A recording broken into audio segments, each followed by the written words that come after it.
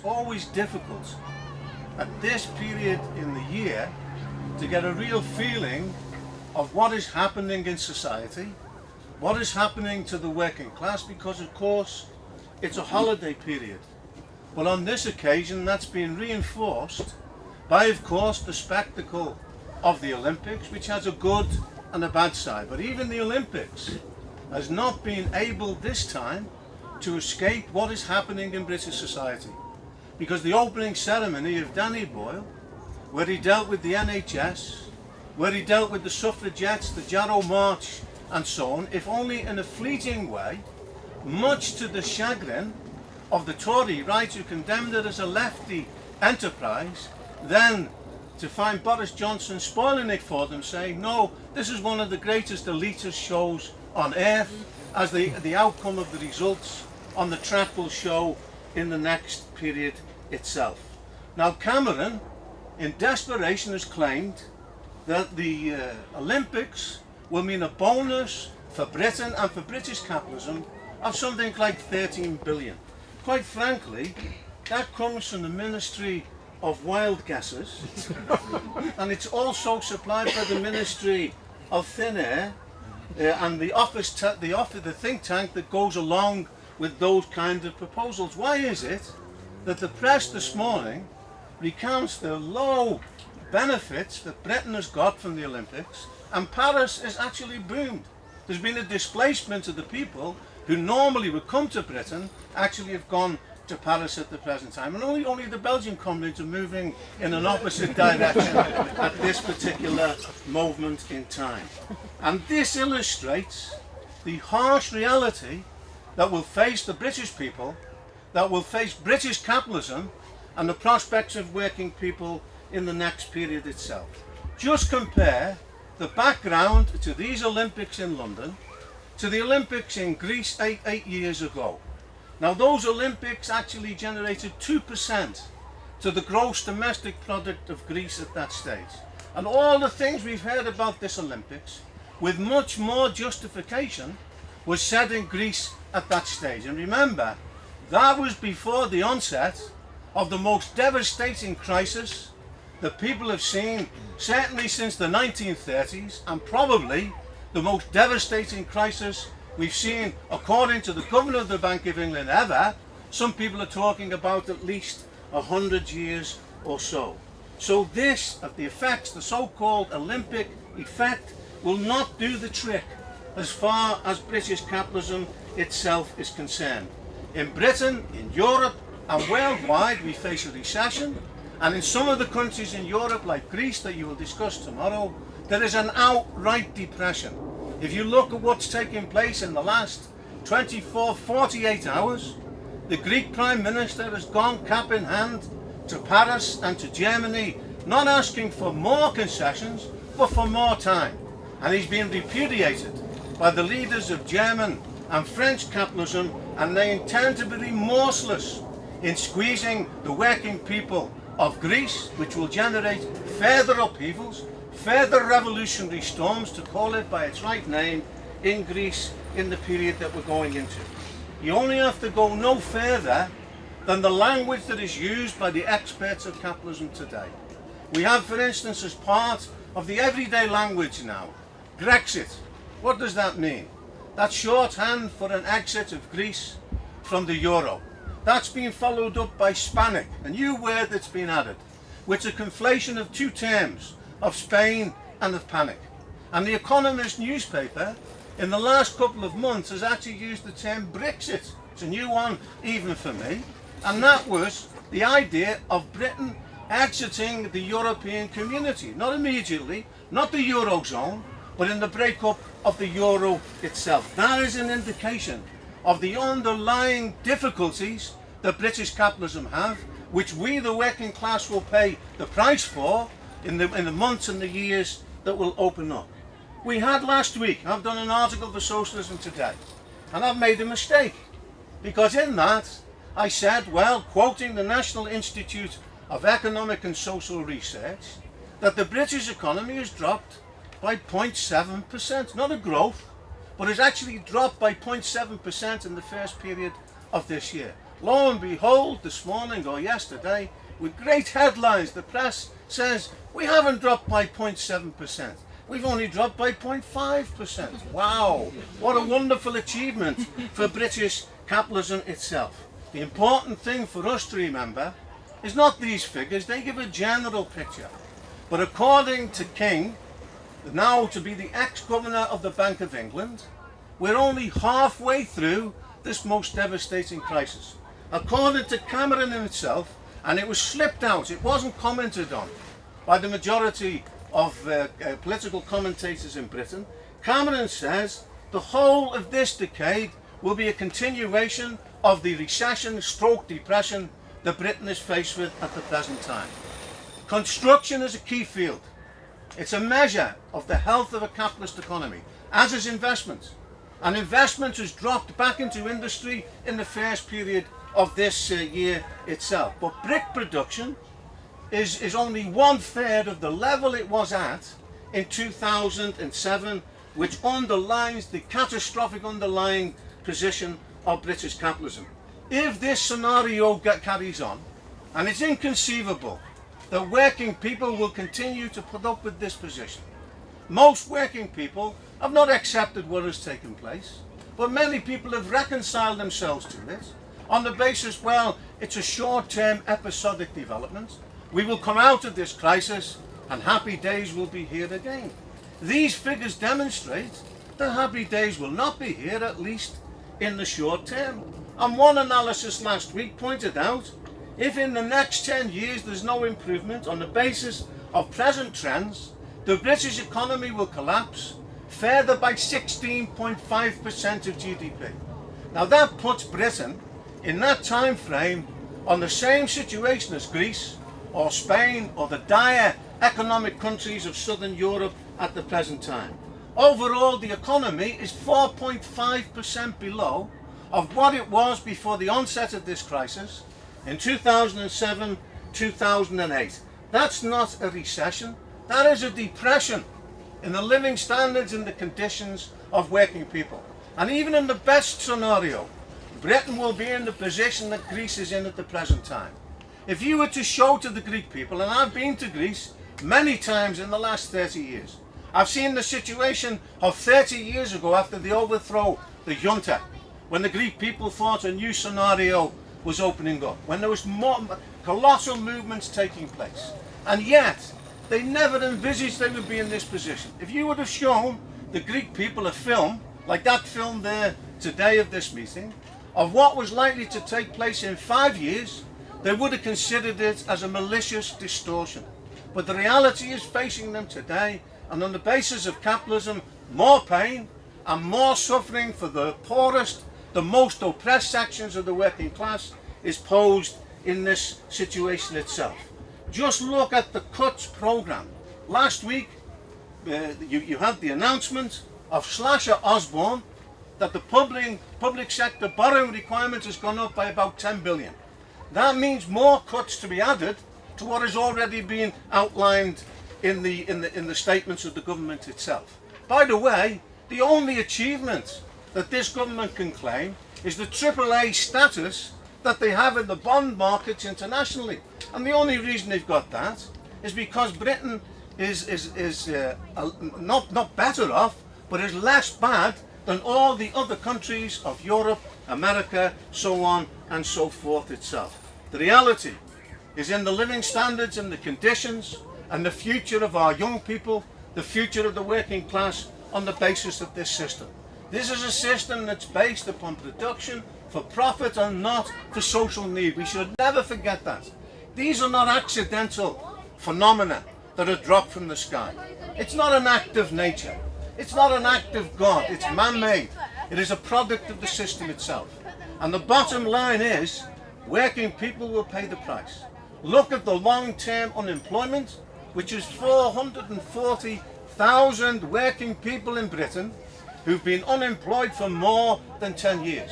100,000 young people who are now out of work, the so-called NEETs, not in education, not in employment, not in training. 100,000 more young people compared to when the coalition government was elected in 2010. That's not just a statistic. That is a crime. That is a condemnation, if nothing else, a condemnation of this system as it exists at the present time. And it's not because, as Miliband has said, well, it's because of predatory capitalism. Yes, capitalism is predatory in Britain and America and so on. But there's no difference between Britain, America, in the final analysis, France, Germany and so on. It's a system based upon production for profit and not for social need. There's no difference between a so-called hunt for a better capitalism is the main policy of the leaders of the Labour Party at the present time. And unfortunately, the designate General Secretary of the TUC, Frances O'Grady, echoed this when she talked about a coalition or a coalescence between the views of the TUC and the employers criticising the coalition government for a reflationary programme. But we have nothing in common with either wing of capitalism. Capitalism is a system that cannot deliver the goods, particularly in a period like this, as far as working people are concerned. And quite incredibly, Frances O'Grady, in making this remark, then said, well, we're not in the position of overmighty trade unions that existed in the 1980s. That is a direct blow against the ideas of the labour movement, and is a direct bonus to all of those people who try and picture the trade unions in Britain as being responsible for the catastrophe today. If you look at the 1980s, and we lived through it, the trade union movement was the last defence of the living standards of working people. The defeat of the miners was a defeat of society, if you like. If you look at society as the majority, which is the working class, followed by the defeat of the inexorable Rupert Murdoch of the printers in Fleet Street at that particular time. That defeat was not a defeat of overmighty barons, if you like, but of the defence organisations of the working class. And this is the designate General Secretary of the TUC who's making statements of this particular character. In the article in the Observer, in which he made these kind of remarks, there's no comment about the scandal of the LIBOR rate that has had a direct effect on the setting of a rate for millions of people who have a bank account, or on mortgages and so on. There's no condemnation of the bank's inability to lend to small businesses, to begin a programme of reflation of the economy in relation to construction, in relation to investment in manufacturing industry as well. And we have the scandal that we've pointed to. We've consistently gone on about this in the pages of the Socialist and in the Socialist Party other publications, that in the banks of big business in Britain alone, there is £750 billion. £750 billion that's lying idle, that is not being used. Why? Because capitalism is faced with this trap, this liquidity trap, that Keynes, a capitalist economist, described, where the business is reluctant to borrow, and small businesses and big businesses are reluctant to spend. So you have a deadlock at the present time, and millions more will be added to the dole on the basis of this situation. But a figure then appeared in the Observer, which in my opinion eclipses even the figure that we've given in the pages of the paper, and that is the figure that they gave. If you take all the tax dodging of big business internationally, it comes to $21 trillion. That is the GDP in 1 year of America and Japan, the two most powerful economies in the world. That's lying idle, that has escaped the clutches of the Treasury, that is fallow, to use the phraseology of Karl Marx, and is not being used productively to develop the economy, and is one of the factors, if you like, in the unemployment and the suffering of working people at the present time. How easy it would be, just on the basis of those figures, by the way, to immediately cancel the debt of Greece, and to lift the burden on the Greek people and the Spanish people, and in fact all the countries of Europe. Their debts could be cancelled at one fell stroke by using those resources that are lying in the vaults of big business, not touched by tax inspectors either in Britain, in Europe or throughout the world. And then we have the scandal of these so-called powerful forces of capitalism that are not doing their job. The only justification for capitalism, with all the horrors of capitalism, of the slave trade, and of all the horrors in building capitalism, was at least it was capable of developing the productive forces of science, of technique, of the organization of labor. Karl Marx, in his great work in Capital, says once capitalism is not able to do that, it is betraying its mission. He uses a term and says, well, the capitalists in the era of relative progressive development of capitalism, they are the trustees of society. They at least have taken society forward and provided a basis now in the development of the productive forces for the first time in history for want and privation to be abolished throughout this planet. But you've now arrived at an historical cul-de-sac when these so-called trustees no longer have our trust.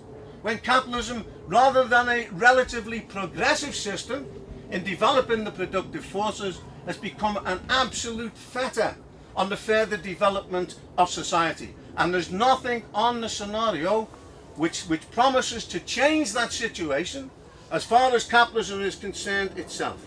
Take, for instance, what has happened now, an unprecedented position in Standard Charter. This bank, which by the way has a government minister on its board, Green, he has a submarine tactic, he's right below the surface, but it's come to the fore that this bank, according to the American Congress, was involved in racketeering, was involved in corruption, in which they got their resources and the drug cartels of Mexico. In other words, they're involved in all the panoply of drugs distribution, of poisoning the youth, of all the problems of youth in Spain or in the South Wales valleys, which is plaguing working class communities. What an indictment, by the way, of capitalism in one of its most important, if you like, reflections of the position of the system itself. They should be prosecuted in any case for the crimes that they've committed and jailed if necessary. Adil Nader was jailed only a couple of days ago. Nothing was said for the last 20 years of the money that he gave to the Tory party. He actually didn't give the figure he said. It's about £1 million. He was a darling of Thatcher.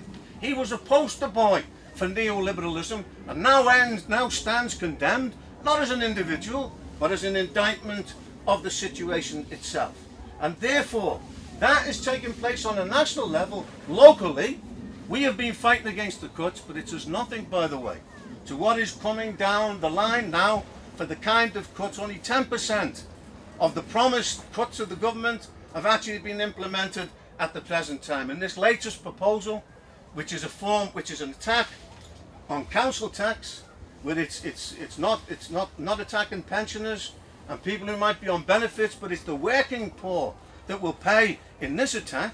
This has got features of the poll tax, by the way, which this party and this organisation was involved. And we talked about the Olympics at the beginning, and Paula mentioned the Olympics, but we have the Paralympics coming up. But I couldn't think of a more nauseating spectacle than the attack which is being made on the disabled by this government, and the bill that is going before the House of Commons, and the hypocrisy of what will be said on the television in the next week about the achievements of the disabled. It's quite incredible what this government is doing. 2/3 of those who are claiming benefits at the present time will have it or are threatened with having their benefits taken away. There was one case of a man who couldn't use his left hand, he couldn't use his right hand, he could use his elbow perhaps to press a lever, and he was taken off disability pay and will go back to work in the next period.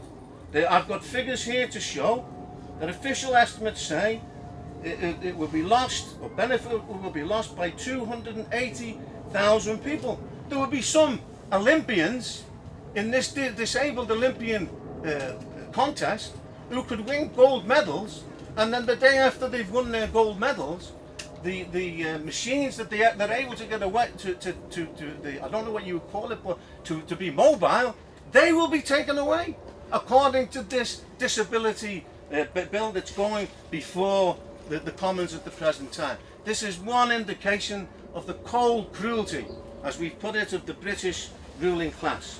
On top of that, we now have the biggest privatisation programme and the sell-off of local enterprise and state enterprises since the 1980s itself. Remorseless pressure is being now exerted throughout the holiday period by a group of 4 or 5 Tory MPs led by this individual Rab. He's rabid as far as I'm concerned, in calling for workers to take a reduction in living standards, to have the right to sack people. It's a bit like the Beecroft report that they're intending to introduce. And this, by the way, the theme of this material is that the British people are lazy, the British working people are lazy, they don't deserve what they're getting at the present time. At the same time as this week, the Mirror has announced that in number 10 Downing Street, in the dining club that they have there, presided over personally or by a representative of Cameron, something like £800,000 has been made as a result of using the resources of the state to wine and dine the rich representatives of big business at this stage. Now, in a way, all of this is known to the comrades here and is understood. Most of them are members of the Socialist Party. But the point I want to try and make very forcefully here tonight, that is the general background against which society and British capitalism is developing. What we've seen in the last period has been an opening rehearsal for a tremendous drama that is going to open up in the next period, particularly within a matter of a month and a half. On the 20th of October, we have a mass demonstration promised, organised by the TUC. And there's 2 choices with this demonstration. One is it can be a parade, and a very good parade, but we've had the parades. We had them on March the 26th last year. We had them in June of the civil servants or sections of the civil servants, and we had them in November. The temper of the working class in Britain is not what it was 18 months or 2 years ago. There has been a defeat. Let's be clear about that. The ruling class has won the first round of the struggle. I prefer to call things by the right name. They managed to defeat the pension struggle, not because of a lack of fighting qualities by the working class, but by the sellout of Prentice, of the right wing of the GMB, and the right wing within the trade union movement itself. The resentment is still there. Some of the unions are holding out. It's still there. But the first round has been won by the representatives of big business, by the ruling class. And that has had an effect on the confidence of workers, or lack of confidence of working people. It's not sufficient now to say we go to October the 20th and we repeat what we've had in those previous demonstrations. Some of the facts and figures I've given you here tonight, they're not just propaganda for us. Imagine if the whole movement was mobilised in making a case against capitalism first of all, against the role of the Tory government, and that was taken through the power of the trade unions to every workplace, to every estate, of informing working people about the demonstration on the 20th, and that should be the biggest demonstration in history. In a way, if you look at what's happened in the neo-colonial world with our comrades in Sri Lanka, they don't just have a general strike. They don't just call for a general strike. They've had in the past what they call a hartal. And a hartal is a movement in the cities of the working class, but a movement in the countryside as well. Now, we don't have a peasantry in Britain to speak of. That disappeared a long time ago. But we have white-collar workers. We have workers not involved in the trade unions. The trade unions embrace 26% of the labour force in Britain. In the private sector, it's no more than 15%. So there's huge swathes of the working class who are not touched by the discussion that we have within inside our ranks. The first thing is a proper campaign to reach these workers about October the 20th and what is involved. It is to defeat the cuts programme, but it's also to lay the basis for a campaign to bring down this government through a general election, to force a general election. We have to go a bit further than that now. We have to say that a 24-hour general strike is necessary now in Britain at the stage that we've reached. It's not a question now again of words. We're a minority in the trade union movement. But imagine if we went to the public sector, to all sections of the public sector, and the private sector in particular, even by the way, if the 6 million workers organised behind the TUC came out on strike, that would be an earthquake. We've never had a 24-hour general strike in Britain since the 1926 general strike. We came near to it in 1972 when the dockers were jailed, and the TUC went on record in favour of a one-day general strike, but they only did that when they'd had prior knowledge that the fairy godmother of the government, the official solicitor, was already prepared to release the dockers in order to prevent a strike. But such was the momentum from below at that occasion. Those comrades who were around then know the electrifying atmosphere that developed, which was then posing the question of a 24-hour general strike. We haven't had that. We have to argue this at every section of the working class and the labour movement. It will take a lot, because there's legislation to prevent now. This is what they will hide behind at the TUC, of the motion coming up at the TUC, of the Prison Officers Association that's calling for a general strike. It's a bit clumsy in the way that it's worded. There's others calling for days of action. That nebulous kind of programme is not sufficient in the crisis situation that we face in Britain at the present time. It's necessary to go for a 24-hour general strike and to argue for all sections. Even a partial general strike would be an enormous step forward itself. If it was done in the manner that I've spelled out here tonight, that would lay the basis, in my opinion, for bringing down this government. If you doubt that, just look at some of the comments that have been made by Graham Brady, for instance, of the 1922 committee. Coalition will break up before the next election. They're openly discussing the disillusionment within the ranks of the Tory party, the decimation of the Liberal Democrats. I mean, half of Liberal Democrat supporters now want Clegg out, as the leadership, their membership has sunk to such an extent that they have less members than the British Psychological Society at the present time. In fact, most of them are probably candidate members for such a society.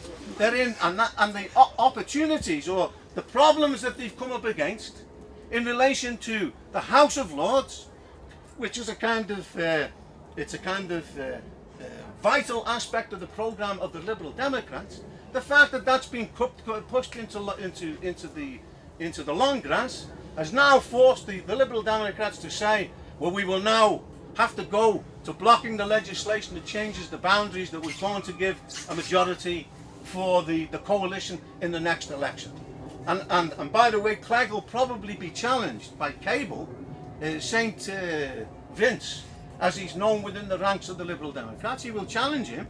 And by the way, why he's thinking of challenging him, challenge Clegg, get the leadership. He says he's got popularity of North Korean proportions at the present time. So it will be tested in an election. And the idea is for him to defeat Clegg and then go bring down the coalition, because that's what will happen, and then laying the basis for a coalition with the Labour Party itself. That hasn't happened, by the way, since 1931, and that is the intention, frankly, of Miliband himself. And why has Miliband got that position?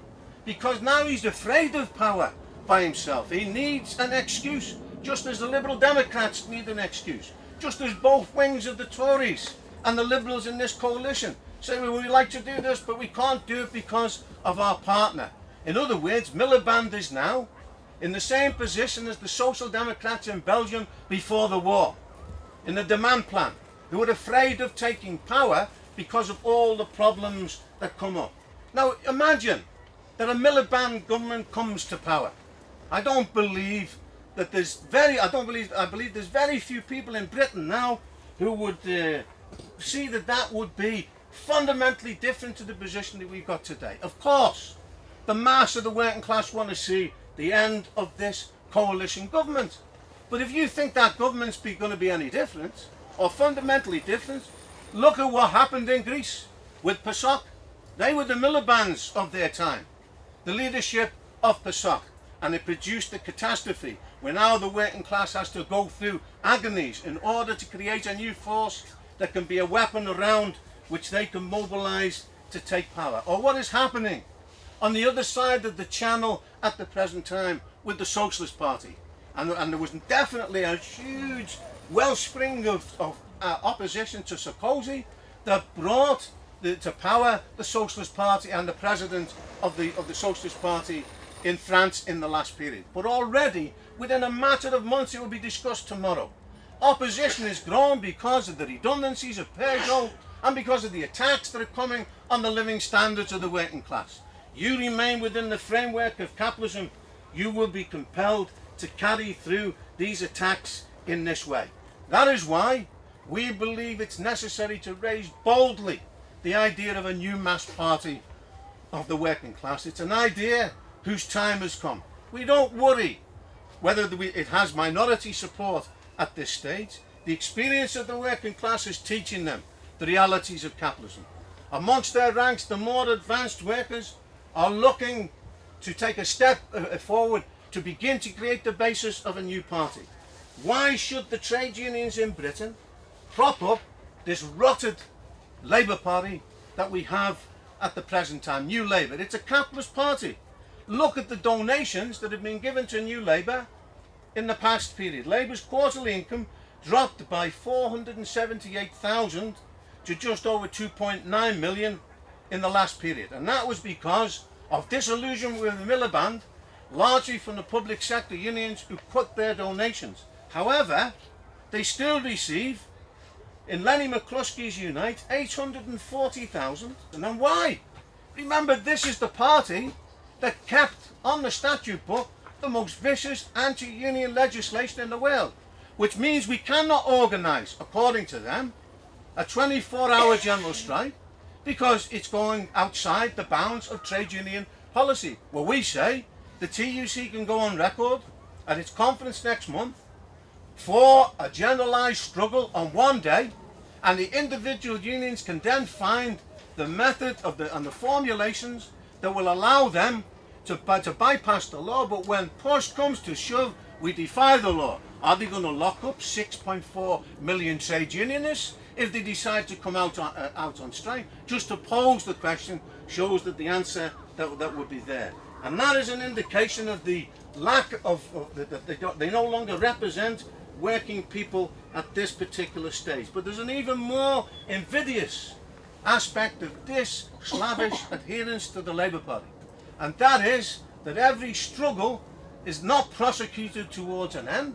If you look at Dave Prentice in Unison, one of the reasons for the sellout in relation to pensions and of the GMB as well is because they're afraid of mobilising working people in action. But another strand of their position is to wait for a Labour government. Well, that's like waiting for the cavalry. And I'd remind you, the cavalry were defeated at the Little Bighorn by the native Indians of the US. So that's not a solution to the problems that working people face at the present time. We need a new mass workers' party where we repeat that on all fundamental occasions like this, or when the labour movement move into action. And by the way, a 24-hour general strike is not the end of the matter. We've had one-day strikes. We've had 15 in Greece in the course of the last 2 years. We've had a 48-hour general strike. Why doesn't the Socialist Party pose the question as happened in Sri Lanka in 1980 of an all-out general strike? But by the way, in a way, the working class didn't recover from that because it was organised, in my opinion, in our opinion, not in a clear way, because a general strike in the situation that we face today poses the question of power. You have two powers competing against one another. You have the power of the ruling class that's undermined and wounded, and you have the alternative power of the organised labour movement itself. Within an all-out general strike, you don't pose the question of power. You can face a defeat that can throw the movement back a long way. That's why on this question we are cautious. And we argue for a 24-hour general strike first, to consolidate, to give the working class a sense of their own power. Then if the government doesn't step back, we organise a further action, and maybe a 48-hour strike. The question will be posed to this generation, who's sitting in this meeting tonight, at a certain stage of an all-out general strike. But once that comes, that is a direct bid for power of the working class. And you need leaders in a situation like that who are going to go to the end in a struggle against capitalism. The present leadership of New Labour, The present leadership of the TUC are not prepared to do that. Some of them have one foot in the camp of the ruling class and half a foot, if you like, in the camp of the working class and the labour movement. Some of them have 2 feet in the camp of the ruling class, and the working class has not yet become aware of that. And it's now reaching a situation where the kind of suffering now that is evident, it will be posed, it's there in the minds of working people. You don't lead, then step aside and make way for people who are prepared to fight to an end. Of course, it's not as simple as that. They will cling hold of their privileged position, of the limousines, of the income, of the comfortable offices and so on. But working people will not tolerate this forever, and we're at the beginning of this process in which I think all the key questions of society will be posed. And above all, it poses the question of socialism. We've heard a lot in the last period of Plan A, and of Plan B, and even of Plan C. But as Linda Taaffe said to me, we haven't had Plan S yet, and that is socialism. And that will come onto the agenda in the next period. It already is there with us, through the life experience of working people. To begin with the minority, and then the majority will see that capitalism offers no way forward. We're a minority, we openly recognise that now. But on the basis of events, which is the greatest teacher of working people, we will find a road to the working class through a mass organisation, through a mass party. That's not an end in itself neither. That is a means of the working class experimenting with ideas, where a debate and a discussion will take place. Out of that will come a revolutionary force that then will take on the ruling class internationally. That programme is very simple. It's all of the things about a living wage, in which wages have now gone down in Britain and Ireland. It's the biggest attack of any of the advanced industrial countries in the last period. We got the question of a housing problem, the question of a living wage, all of those day-to-day issues we fight on. But none of them can be guaranteed unless you change society. How do we change society? It's very simple. There's a handful of firms, 150, we think, that control 70% of the economy. Anybody disputes that? There's a very simple way to answer it. Open the books of big business to inspection by the labour movement and see what the real wealth is. On the basis of taking those handful of companies over, we can establish a democratic socialist plan of production. We'll give compensation to the ex-owners, perhaps based upon social security payments, more than what they would do to the sick, the old, the unemployed, and so on. On the basis of that kind of programme, I think you can capture the imagination, first of all, of the advanced workers, and through them, the mass of the working class, and we can lay the basis for socialism in the stormy events that are coming up in the next period.